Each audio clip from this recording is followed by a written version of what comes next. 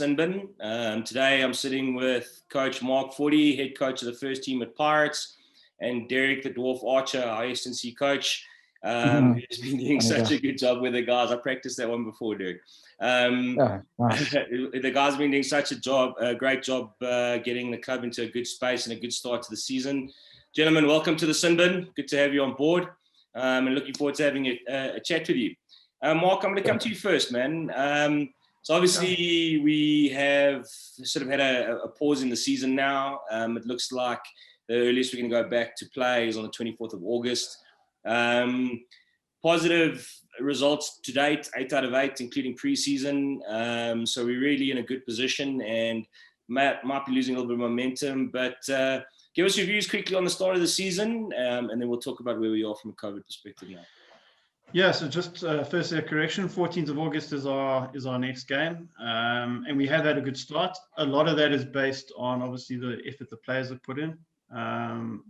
They have not only come and worked hard at the practices that were not only this year but last year already, but when they showed up at practice this year, they put in a lot of hard yards, and I thank Derek for helping them get to the level of fitness where they are, because I think that's been a big part of the success so far. And also, as I said, the buy-in from the players has been fantastic. They've done a good job of doing the extras as well. Derek and I actually track what guys do outside of the training field, and that has been really, really impressive. You know, guys like at the start, Alex and Sipo and those sort of guys were putting in tons of effort, and that's what I think shows now, is the hard work they put in right at the start. And I feel like this is success going forward against other teams will be kind of what counted in our favor at the beginning of the season, where other teams are going to be sitting around waiting for things to happen. Hopefully guys are not doing that. They're doing the extras. They're jumping on the sessions with Derek, and then maintaining a level of fitness and still getting around and doing some kicking to make sure that by the time we do start, which we will, things continue on the way they've started. Yeah, Mark, I think it's an important point to make, and sorry about that. It is the 14th of August. I think that's the most important point you make there. Like the attitude of the clubs around Lions territory is that they want to finish the season. So, you know, we've got October, November to play with. So I have no doubt that we're going to finish the season this year, which is going to be great. Which gives us a little bit of focus. Just to pick up your theme of fitness towards the end there, Derek, mate, just give us, how do you think we're tracking? How do you think we entered the season from a fitness perspective? I know there's been a lot of positive feedback. Have you been doing anything differently this year? What's been your focus, particularly in sort of challenging times?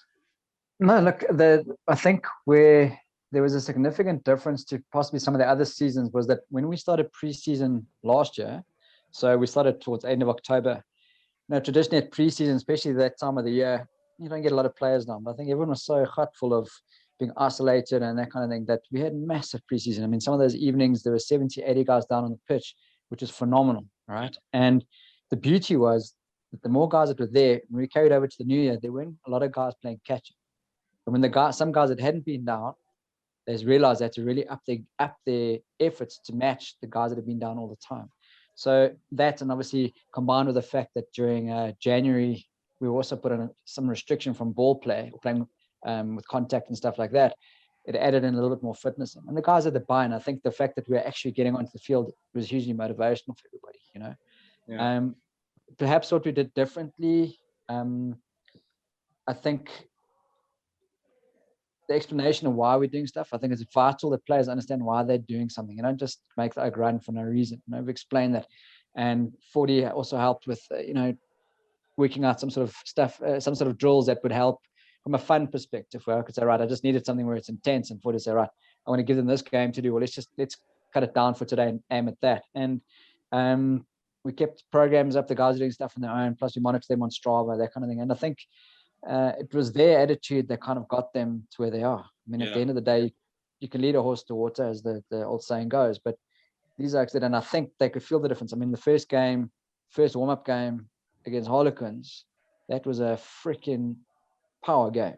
Yeah. And the guys held up. And I think for them, a lot of it registered actually that the hard work that they had done, we just guide them. At the end of the day, that's what it results in, you know. Yeah. Skills are one thing.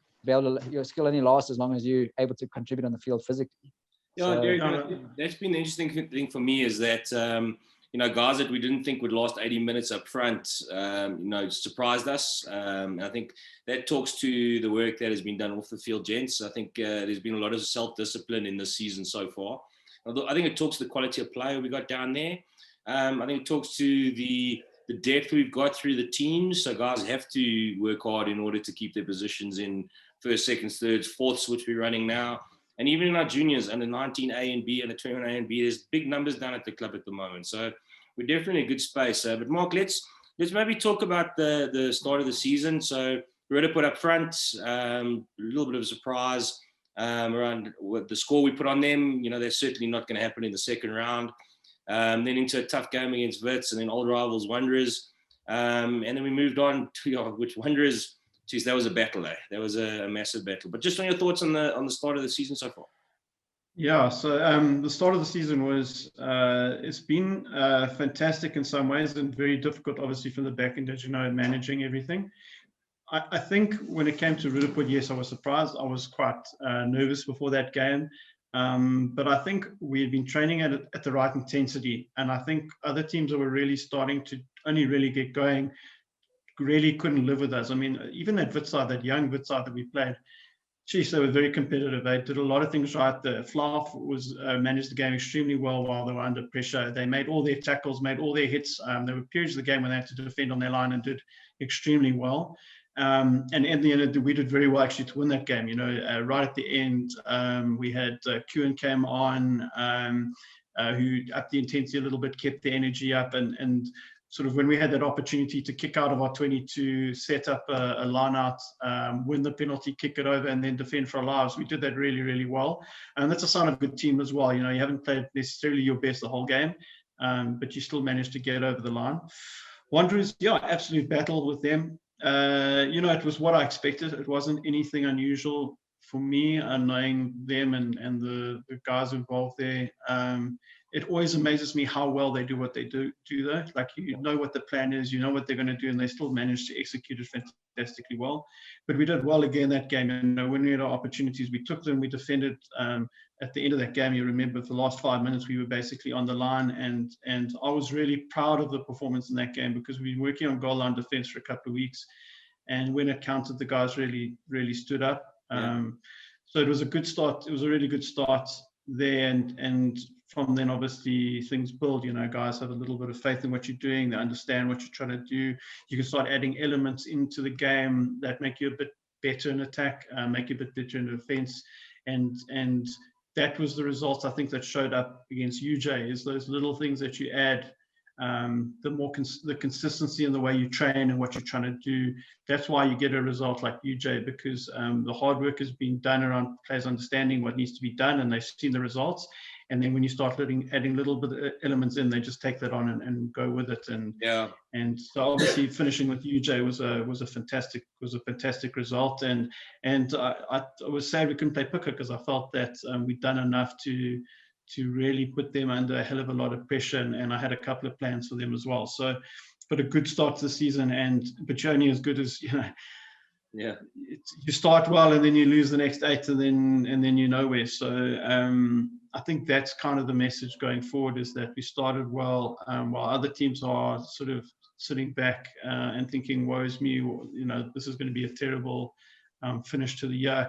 I think our players have to accept that they started well, and if they just keep maintaining as best as they can over this period and arrive when we start again ready to get going, I think we can produce the same results over the second half of the season. Yeah, I very much agree with you, man, Mark. I think as long as the guys carry on doing the hard work, which they are with Derek online and in their personal capacities and all that kind of stuff, I definitely think they can. And I'm looking forward to seeing a couple of new faces stepping up and actually doing the hard lines, which a lot of those guys in fourths and thirds are doing at the moment, and really pushing the twos and ones into a bit of a corner. Guys want to play for that jersey now, which is awesome, man. Derek, just a quick note on, fitness was well prepared.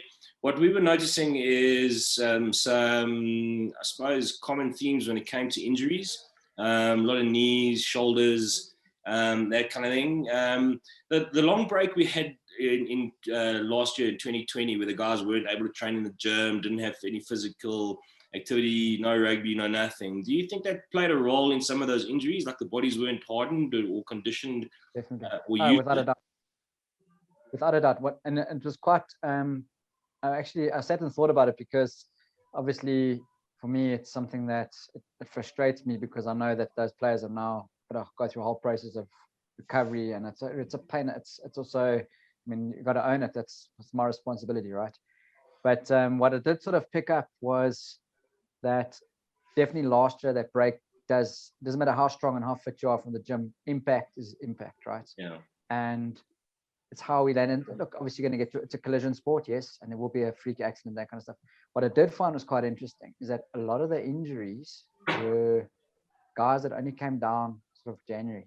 Okay, so there was one or two like funny ones, maybe guys that had something that was pre-existing that maybe just got triggered but the guys that have got, especially like your they're either prone to injury, like say there's one of the fullbacks who gets injured quite regularly, you know, that's kind of a guy that's prone, just even down to genetics can be an issue, right? But I noticed that a lot of the other guys that had picked up injuries, particularly on ankles and knees, were guys that hadn't done anything, hadn't been down up until January. Yeah. And so I think we tried as best we could to bridge to you know, work on that exact thing, that everyone had been inactive for so long. And I think these other guys sort of missed the boat there. That's one thing. The second thing is, listen, it's you can imagine not being able to be active is one thing, but then what did we do most of the time? We stayed indoors. Yeah. We sat down. We did everything that's counter performance, should we say? Yeah. You know, actually counter proper physical existence, not even sports performance, just human performance. You know, so I think it was inevitable, and I think the way that the Saru and the Lions approach return to play, as much as it was a pain in the ass, I think there was some good logic behind it, and it did work. I definitely think that approach worked. I don't think they could have really done it any other way. No. If they'd accelerated the process, it would have been in an even worse position in terms of injuries. But I do think we're going to have to really, once we get an opportunity to get back on the field, and we're going to have to reiterate this going forward until we even get back onto the field, we've got to reduce the chance of injury. Because I mean, if we're playing right up until October, November, we're almost we were preseason for the following year, so we can't be getting injuries then, because there's no recovery period. So I think use it as a bit of a driving motivation. Yeah, look, I think we're in a good space. So, look, I think 7-8 games to go with semi-finals and finals. We're optimistic about that, and we got to aim for that. But I think we're in a really good space. I think the new announcement that we're going to make early next week around, which I think is incredibly exciting, gives the guys a bit of a challenge to look after and work with their teammates and all that kind of stuff. You guys are aware of it. You know, we'll certainly chat about that next time and make that cool announcement. I'm super excited about it. I think it's a cool incentive for guys to work as team and to get fit. Not that you should need it, but you know, you need some sort of motivation nowadays just to get up and go, and God knows I do. So look, I think we're in a good space as a club. I think we are with the way you guys on this call, and Brian and Johan and Wes and all the likes of managing, you know, Kripine and Farmer and all the guys down in the junior structures have been managing us from a coaching perspective, been amazing. The management team is working hard to stay in touch with the guys and understand where they are and just have a conversation. And, you know, we're in a good space. We've got solid sponsors, and, you know, Daisy, GG Gaming and Rototank have been exceptional as partners this year. And the guys are loving the BLK kit, which is exceptional. So I think overall as a club, we're probably in one of the strongest positions I think we've been in a number of years. We've got the talent. The talent's working hard, but they've got to carry on working hard and as a collective, you know, and come back positive. But I think, Mark, Derek, we're getting back on the field, guys. There's no doubt about it. And, you know, maybe a little end of season tour there just to wind it all up, maybe down to the South Coast or something, guys, might be in order. Oh, yeah. You hate me. I'm a terrible tourist. I'm just putting it out there, Greg Fenter. All right, we're going to wrap up. Mark, just a quick closing word from yourself, and then Derek, a quick closing word from yourself, and we'll take it from there. All right, do you want me to go first? No, go on. You know, like I've been a part of this club for a very long time, and I'm very proud part of this club. And the players have been doing all the things necessary to make something really special of this. And what's unfortunate is these sort of things can interfere with momentum, and they can make you feel like the hard work you put in isn't going to be rewarded. But I don't feel like we're there. I don't think, no matter what happens in the rest of the year, if the guys continue to arrive, work hard, try their best, there will be some sort of season towards the end, and that will involve a semi-final and a final, and that's where we want to be. Yeah. So I just push out to the players. If you were a guy that, for example, there were a few players who came back from injury and have struggled to get into ones and twos just because of injury and the timing and the way things have worked. Those are the guys who should be seeing this as the most incredible opportunity to take control of a first team jersey. So not sitting back, not contact, like some guys I haven't heard from in a while. They don't say, I can't make a session, they can't do this, they can't do that. I hear nothing from them. But there's some guys in that group who I wish would contact me and go, listen, and recognize the fact that what's happened in the first half of the season is now Done. Almost finished. And now there's a second half of the season, and there's an opportunity for you to really take your position and own that position. And the fitness is going to be a huge part of that. So I hope the guys jump on with Derek. They keep communicating with us, they keep working hard, and they take ownership of what could be an exciting second half of the season, whatever it looks like. Brilliant, Mark. Derek, closing word from you, quick one. Yeah, just a quick one. First thing is, we put in all the hard graft as it has been, and we did, and we are going to put in more, I'm sure. But the thing is not to let it go to waste. You never, that sort of thing. If we continue on that level, even if a short break over December, we're going to carry over a residual fitness into next year's season, and that's we keep building on that. So we don't have to keep starting from scratch again. That's ultimately what we want to try and avoid happening. That's the first thing. Secondly, the old thing stands. If you fit, you flip and enjoy the game a lot more. Yeah, and you can give more for the game. You didn't put your hand up in the game because you're gassed. Looks crack. That's the first thing. And the last thing I just want to say, sorry, it's very important. The guys that are watching this, when you get a chance to watch, if you've had COVID during this period, you need to speak to me before you start engaging in exercise. Make sure you're cleared by a doctor first. It's something that you have to take. This new strain is something you don't stuff with at all. Okay, yeah. So before we get into hardcore training, there's a set protocol to follow. Like the concussion stuff, return to play, exactly the same. All right. Okay, thanks for the time. Yeah, gentlemen, thanks for joining us on the Sinbin. First episode, we're going down in history. The club's 133 years old, and I think this is one of the first TV shows we've done. So that's absolutely brilliant. To the Pirates members and management and supporters and everybody out there, I think just remember, this is who we are, this is what we do, and we'll see you on the field soon. Take care.